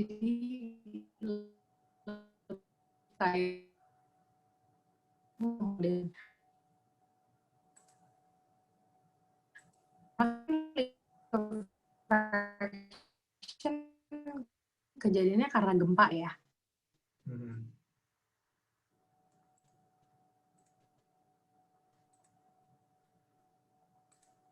Sendiri nggak bisa di segini, tanggal segini, probability biasanya kayak gimana. Jadi pakai kayak itu, terus dari historical data juga. Jadi dari berapa ratus tahun lalu, kira-kira itu berapa lama, intensitasnya berapa nih, kayak berapa skalanya gitu. Nah itu biasanya orang-orang kalau misalnya, scientist kalau forecasting, biasanya dari situ. Jadi dari historical data, terus ini, jadi kalau dibilang bisa nge-forecast sih dibilang bisa ngeprediksi sih nggak bisa ya gitu. Cuman tadi ada probabilitasnya itu ada pasti. Terus liquefaction-nya itu diprediksi lewat ini, kita kan tahu profile si soil-nya gimana gitu kan. Jadi misalnya daerah Osaka atau daerah, waktu itu aku itu di Hyogo, di Nishinomiya, itu kan kita tahu soil di sini kayak gimana, apakah propertiesnya gimana gitu, dan dari gempa yang kita tahu akan probabilitasnya ini akan terjadi berapa, terus propertinya segini. Nah itu kita ngelakuin modeling gitu. Bentar, kayak aku ada deh slide internship aku di naruh internship. Oh ini ada bentar. Mana ya nih? Jadi aku pakai alat ini. Bentar. Boleh share screen lagi nggak ya Pak? Bisa. Saya. Bisa, sebentar. Oh bisa. Oh ini saya udah bisa kayaknya. Udah share screen belum ya? Oke. Jadi ini waktu aku ngerjain ini, modeling ini. Jadi ini sebenarnya skalanya gede juga, ini kelihatan mungkin kecil ya. Cuma aslinya kita gede. Kita ngerjain Kaizen wall model ini yang kalau misalnya di sebelah kiri kelihatannya kayak ada kiri aku sih nggak tahu kalau di kalian. Itu ceritanya air, habis itu yang kanan itu soilnya gitu. Jadi dia ada gravel atau apa. Sebenarnya aku udah agak lupa sih. Sorry. Aku udah agak lupa nih profil soalnya gimana. Cuman dulu ini jadi kita ngerjain ini terus kita pasang. Jadi yang titik-titik ini tuh sebenarnya dia kayak semacam yang titik-titik ini, sorry kelihatan ya. Yang titik-titik ini tuh sebenarnya dia ini kayak sensornya gitu loh. Jadi ini kira-kira liquefaction-nya sampai mana kayak gitu-gitu. Nanti jadinya akan jadi grafik. Gitu sih kalau detailnya ya. Cuman intinya sih kayak gitu. Jadi kita pasang-pasang semacam sensor gitu untuk tahu liquefaction-nya gimana gitu. Kan biasanya rectangle wall-nya kayak gini. Nanti ini harusnya tuh ini kan dia bentuknya gravel gitu ya, gimana sih kayak aku lupa sih namanya. Nah itu biasanya disuntik yang tadi aku bilang. Terus selanjutnya nih aku eksperimennya pakai centrifuge experiment gitu. Ini gede banget parah. Terus masuknya juga sulit banget ini. Jadi ini ada di satu lab gitu, dan itu super besar gitu. Nah ini nih skalanya segini. Terus kita masukin ke dalam.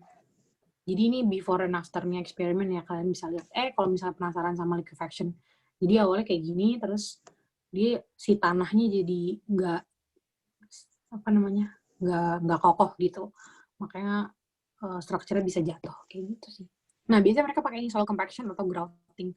Grouting yang tadi aku bilang disuntik gitu. Itu sih Pak. Itu yang pertanyaan soal ini ya, soal liquefaction. Terima kasih. Mungkin ada rekan-rekan lagi yang mau tanyakan gimana kuliahnya, gimana dapat beasiswa, bagaimana dapat internship,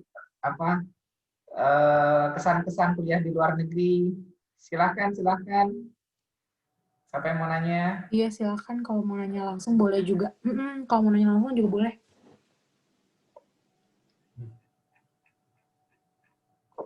Oke, ada.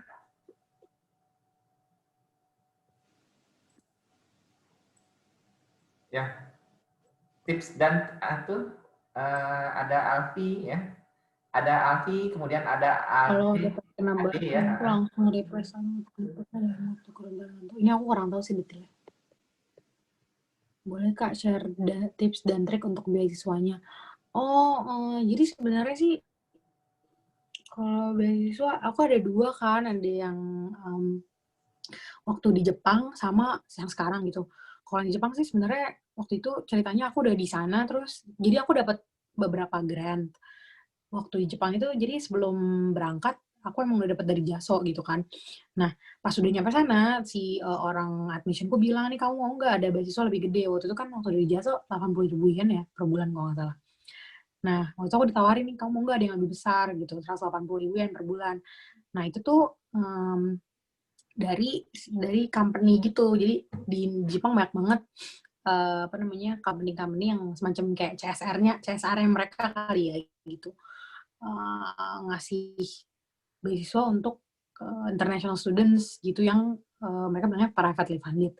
Nah waktu itu aku jadi daftar aja sih sebenarnya. Waktu itu daftar di beberapa beasiswa, terus keterima pas ketiga kali itu akhirnya dapet itu selama 2 tahun gitu waktu di sana. Nah sebenarnya masalahnya karena syaratnya biasanya harus bisa Jepang kalau misalnya yang di Jepang, karena waktu aku udah 2 tahun juga kan di sana gitu. Nggak ada yang udah setahun, daftarnya waktu udah setahun di Jepang gitu. Jadi biasanya daripada bisa Jepang yang daftar di sana gitu. Itu kalau buat di Jepang sih nggak ada tips and trick khusus juga. Jadi daftarnya juga sama, ngisi-ngisi form aplikasi, terus kalau yang Jepang itu juga sama, daftarnya harus tulis esai juga. Jadi kayak kamu belajar apa, biasanya gitu sih. Kenapa kamu belajar itu, kenapa mau belajar itu, kayak gitu. Nah, kalau menurut aku ya udah sih. Jadi ini aja sih emang dibikin apa ya? Nggak ada bener-bener nggak ada tips and trik khusus aja sih, maksudnya kayak oh ya udah jujur aja kenapa gitu, dan ya emang harus kalau emang tertarik kan mereka tahu gitu ya, oh ini emang orangnya tertarik dan mau gitu. Kalau buat Erasmus sendiri kemarin, jadi aku belajarnya sekarang kan waktu kemarin kan sipil ya, jadi kalau sipil jadi sebenarnya aku juga belum tahu nih sebenarnya bakling terus nanti gimana sih ininya gitu, detailnya gimana gitu. Kalau profesorku dulu dia sempat kuliah chemical engineering juga, jadi kayak dia tahu banyak tentang hal itu gitu. Nah, sementara aku tuh buat failure analysis segala macem, ini sebenarnya slide-nya. Buat failure analysis segala macam tuh aku belum tahu, makanya aku mau S2 lagi gitu. Jadi aku mau S2 di bagian fire safety engineering gitu. Untuk kalau ini fokusnya juga ke itu sih bagian tadi. Gimana sih bisa jadi ada explosion, gimana bisa jadi ada dari friction jadi fire gitu-gitu. Nah, itu aku pengen belajar itu, makanya kemarin pas cari-cari program, ternyata cocok nih, oke, programnya cocok banget sama aku gitu. Terus mereka juga ada risk assessment, dan kebetulan dulu kolega di labku yang dulu, dia ada yang dari Lund University, terus dia juga, dia sebenarnya kayak mentor aku juga gitu sih. Terus dia kayak, udah daftar aja Erasmus gitu, ya udah akhirnya aku coba daftar gitu. Terus kalau tips and trick-nya, ini menurutku sih ini aja ya, apa ya, kan ini spesifik banget ya, apalagi yang aku daftar nih kayak orang-orang kayak fire safety engineering tuh kayak spesifik banget deh gitu. Kok kayak justru kayak sertifikasi gitu apa gimana gitu. Ini sih karena kita kan punya apa ya, cerita kita sendiri gitu. Jadi kayak misalnya aku awalnya sebenarnya dari disaster yang natural gitu. Terus tiba-tiba jadi pengen belajar natek tuh gimana gitu kan, ceritanya pengalamanku yang sendiri gitu kan. Nah, makanya menurutku sih itu sih, jadi connecting the dots gitu loh. Jadi kayak selama ini aku udah pernah ngapain aja ya, sampai aku pengen belajar ini gitu. Ini motivation letternya gitu. Kalau sisanya sih nggak ada tips dan trik aneh-aneh sih. Jadi ya udah kayak pas mungkin kesulitan terbesarnya pas nulis esai gitu aja kali ya, kayak gimana ya supaya menarik kayak gitu. Iya. Itu aja. Oke. Iya. Ini ya, alhamdulillah sekali ya. Iya. Kalau ini kejadian yang meledak di Libanon, apa komentarnya? Oh, kalau itu sebenarnya dia kan ini ya karena lack of jadi itu sebenarnya udah lama. Jadi itu dia setahu dia bilang kan kalau itu sebenarnya udah 6 bulan kan, 6 tahun ya sih. Pokoknya udah lama banget di store di sana, dan apa namanya, dari regulatornya atau misalnya pemerintahnya gitu lah ya, nggak tahu kalau ada di sana, dan sebenarnya nggak boleh di store seperti itu gitu kan. Intinya itu udah menyalahi aturan, tapi mereka nggak comply sama aturan yang ada. Jadi sebenarnya balik lagi juga sih, itu selain structural measures, sebenarnya yang penting juga dari risk governance-nya ini gimana gitu. Makanya pengen banget juga sih sebenarnya, maksudnya kontribusi buat ngedorong itu di Indonesia gitu. Gimana sih supaya biar apa ya, regulasi kita atau misalnya kode-kode itu kita bisa comply, dan orang-orang di government-nya juga ngerti gitu tentang hal ini gitu. Karena tadi juga karena lack of awareness gitu sih yang tadi kalau di Lebanon. Tapi itu emang parah banget sih gitu, kayak kaget juga. Apa ya? Udah itu aja sih Pak kalau dari saya. Ya, itu kan apakah termasuk ke natek atau tidak? Kan sebetulnya kan itu sesuatu hal yang tidak apa namanya, kalau natek kan yang sesuatu hal yang sudah kilang minyak dan sudah di sana gitu kan, dan seterusnya. Nah, ini kan tidak dibuat jadi natek kan, dia hanya gudang biasa, kebetulan dititipin natrium, ditaruh di store itu, sehingga kan kita tidak pernah mendetek bahwa itu menjadi natek ya. Tapi pada accident-nya itu menjadi natek. Kan? Itu sebenarnya purely kalau dibilang natek enggak juga sih, jadi itu purely technological accident aja ya, karena emang lalai gitu orang gitu. Cuma balik lagi kalau kita ngomongin tadi natrium yang buat apa tadi namanya, pupuk. buat itu kan sebenarnya buat pupuk ya. Pupuk. Di Amerika juga pernah ada kebakaran, misalnya meledak kayak gitu, cuman nggak sebesar yang di Beirut. Jadi sebenarnya kalau dibilang bukan attack juga, tapi emang awareness-nya juga kurang sih tentang chemical accidents gitu ya, mungkin bisa dibilang. Ya, kita kan banyak Awareness nih di pupuk-pupuk punya industri, gudang-gudang pupuk di iya, apa iya namanya, itu juga mungkin. di pertanian, pedesaan ya. Nah, di situ kan sebetulnya ada pekerjaan Iya, itu. iya. Jadi emang itu sih yang awareness-nya masih kurang juga tentang chemical accident. Maksudnya nggak cuma natek aja gitu ya, tapi tentang chemical accidents-nya gitu. Kalau contoh kayak misalnya, bahkan di Jepang pun gitu, mereka nggak punya ada, ini kalau ada chemical accidents gimana sih? Mereka nggak tahu mesti ngapain gitu.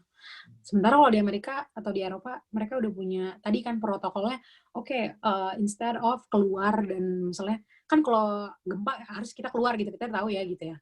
Cuman kalau misalnya ketika ada chemical accidents gitu, di Amerika mereka punya namanya tadi shelter in place, jadi kamu harus di dalam rumah gitu. Nah sementara waktu kemarin bagian dari riset aku juga, waktu wawancara sama orang-orang yang tinggalnya emang deket daerah Sakai Senboku area tuh, kalau misalnya kita turun ke Kansai Airport dari Osaka itu pasti kelihatan tuh industrial parks-nya panjang banget, gede banget. Nah itu orang-orang yang dekat sekitar situ, tinggal di sekitar situ, mereka nggak tahu kalau misalnya ada chemical accident harusnya gimana ya gitu. Itu sih yang sebenarnya lagi di push, maksudnya sama riset tim riset sensei aku waktu di Jepang gitu nih, awareness orang-orang sebenarnya mau nggak sih informasi tentang tentang ini kayak gitu sih. Jadi emang banyak banget yang bisa diekspor gitu. Iya. Baik, terima kasih Iya. Bu. Jadi salah satu program Kapita Selekta ini kita mendorong mahasiswa untuk membuat suatu startup ya, suatu ide startup. Jadi kita brainstorming, terserah deh mau idenya apa, mungkin juga belum muncul idenya ya. Nah, kalau kemarin itu ada tentang perawatan gedung, ada tentang beton yang bisa menentukan diri sendiri, kemudian ada tentang asesmen bangunan tua dan seterusnya. Dan memang bisa terwujud ya. Misalnya minggu kemarin ada tentang asesmen bangunan tua di China ya. Ternyata memang data-data bangunan tua itu kurang, sehingga ada turistik VR gitu kan, ada ide seperti itu. Nah, kira-kira yang pakai dari tema Natek ini yang bisa dijadikan bisnis atau startup, apa kira-kira? Konsultan kali ya, tapi bingung juga. Jadi misal gini, kan kalau Google kan juga sulit banget. Kalau Google kan ada kontributor ya. Kalau Google kan ada kontributor yang dia misalnya mau kontributor untuk review makanan kan dapat duit kan, atau kontributor kamera 360 derajat kan dapat duit. Jadi saya misalnya jalan-jalan ke tempat wisata, terus saya kumpulin video kamera 360 derajat, review segala macam, masukin ke Google, semakin banyak kontributor saya dapat duit dari Google gitu. Iya. Nah, apakah Natek akan bisa seperti itu kalau dijadikan bisnis? Jadi ada kontributor, itu kan sebenarnya kan kontributor kan dalam satu platform Natek ya. Oh gitu. Sorry Pak, maksudnya gimana jadi? Dalam platform Natek itu kan siapa saja kan bisa mengkontribusi, jadi kontributor kan? menambahkan data, menambahkan data gitu kan? Oh iya. Oh jadi kalau misalnya di Eropa sendiri mereka punya namanya, dari Joint Research Commission, namanya INATEC, terus NATEC itu jadi database gitu kan maksudnya ya? Ya dia kan masuk, jadi misalnya database untuk NATEC gitu. Terus kita masukkan data kan ke platformnya NATEC gitu ya? Apakah kita mendapatkan feedback? Iya. Oh, kalau itu enggak, kayaknya karena ini kan sebenarnya yang Inatek ini dia ini researcher aja sih Pak, jadi nggak ada kayak kalau yang dari secara feedback itu aku kurang tahu sih sebenarnya. Iya. Ya. Jadi kira-kira apa idenya kalau dari menuju startup selain membuat konsultan? Apa ya, nggak kepikiran sih yang lainnya apa ya.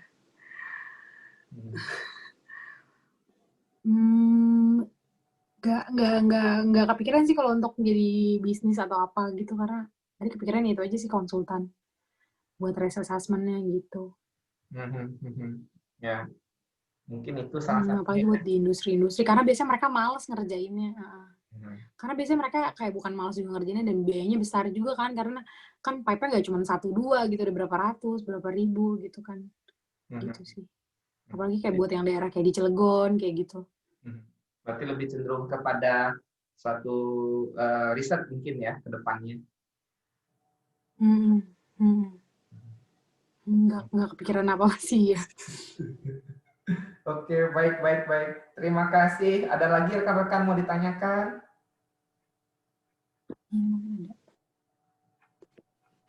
Ya. Kalau nggak ada, cukup sekian. Sehat selalu Bu di sana, sukses selalu. Iya. Ya, saya nantikan terus. Iya, Semangat-semangatnya buat anak-anak di sini. Kan habis dari Inggris ke apa? Jerman dulu ya? Apa Finland ya? Ke Sweden, iya. Swedia dulu, ke baru Sweden. Belgia ya? Sweden. Oke ya, Sweden ke Iya. Belgia. Oke. Sweden tuh bagus, Belgia. aurora. Saya belum sempat lihat aurora di sana. Iya. Aurora warna. Iya, mau ke Sweden. Sweden, nanti ke Finland, ujung sana, dekat itu, warnanya bagus, warna hijau, warna biru. Teman saya udah sana, tapi saya belum sana. Murah juga penerbangan ke sana. Oh iya. Oke. Nanti Mbak buat ini ya, buat visa Schengen. Iya. Iya, jadi bikin residence permit gitu sih, iya. Oke, baik. Terima kasih banyak Bu atas waktunya. Oke, terima kasih. Iya, terima kasih semuanya. Iya, terima kasih. Semoga bermanfaat. Mari,